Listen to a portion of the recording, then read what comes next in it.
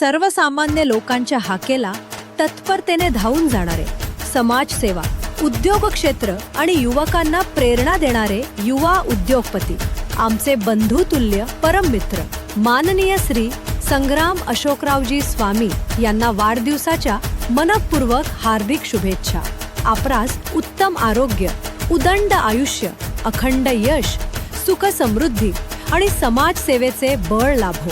आपल्या हातून समाजहिताची अशीच उल्लेखनीय कार्य घडत राहोत व आपल्या सर्व मनोकामना पूर्ण होवोत, हीच सदिच्छा. शुभेच्छुक व्यंकटेश्वरा जिम व फिटनेस क्लब, तसेच शिवप्रसाद सातपुते मित्र परिवार, इचलकरंजी. महापालिकेला 22 कोटीचा जो महत्त्वाचा प्रश्न होता तो स्टँडिंगला नामंजूर करण्यात आलेला होता. नामंजूर झाल्यानंतर विशेष सभेमध्ये तो विषय घेऊन मंजूर करायचा असा प्रस्ताव आलेला होता. आमच्या हिशोबानं ही स्टँडिंगला जर नामंजूर झाला तर हा विशेष सभेमध्ये हा प्रश्न ठेवता येत नाही. ही सभा बेकायदेशीर असल्यामुळे आज आम्ही सर्व नगरसेवक आम्ही सेंट्रल पार्कला इथं जमलेलं आहे.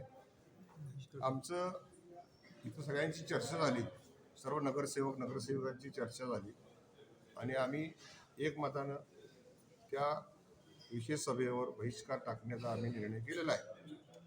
जरी त्यांनी मंजूर केले असतील तर नामंजूर करायचं आमचं काय होतं उद्देश, जो सगळा भुर्दंड इचलकरंजी महापालिकेवर पडणार आहे आणि पहिला घरोघरी कचरा गोळा करण्याचं हे एक एस्टिमेट मंजूर करूया आणि हे टेंडर काढूया. आता आपली इचलकरंजी महानगरपालिकेची परिस्थिती सुद्धा चांगली नसल्यामुळं हेच आमचं सगळ्या नगरसेवकांचं म्हणणं होतं.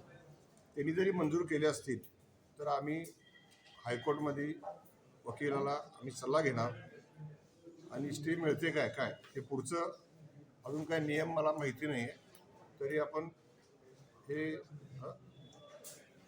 काय असं असेल विषय जरी आता मंजूर झाला असला तरी विरोधक सुद्धा शिवशाहू आघाडीचे सुद्धा तिथं नगरसेवक उपस्थित नव्हते सभागृहात आणि भारतीय जनता पक्षाचेच आम्ही सुद्धा नगरसेवक सर्व नगरसेविका सेंट्रल पार्कमध्ये उपस्थित राहून हा बहिष्कार टाकण्याचा निर्णय घेतला. हे उद्या आम्ही हा विषय एकतर बेकायदेशीर सभा घेता येते काय, 3 वेळाला जर स्टँडिंगमध्ये हा विषय नामंजूर झाला तर हे विशेष सभेमध्ये घेता येते असं माझ्या मते. हे निर्णय हे महासभेमध्ये हा मंजूर झाल्यानंतर आपण तिथं वकिलांशी चर्चा करून आम्ही हायकोर्टात 100% जाणार. आम्ही सर्व नगरसेवकांचं एक पत्र तयार करणार आहे, त्यात सगळ्यांची सह्या घेणार आणि विरोधी शिवशाहू आघाडीचे सुद्धा नगरसेवक आहेत, नगरसेविका, त्यांचे सुद्धा आम्ही पत्र घेऊन ते वरती एक पत्र खासदारांना, एक आमदारांना, एक हळवंकर साहेबांना आणि मुंबईत एकनाथ शिंदे साहेबांच्याकडे जाणार आणि देवेंद्र फडणवीस साहेबांच्याकडे हे पत्र आम्ही पाठवणार आहे आणि पाठपुरावा करून लवकरात लवकर कसं बदली करता येईल हे आम्ही प्रयत्न करणार. दुसरा विषय म्हणजे ह्या आयुक्तांच्या केडरमध्ये हे उपायुक्त आहेत, त्यांना बढती देऊन इथं आयुक्त केलेलं आहे.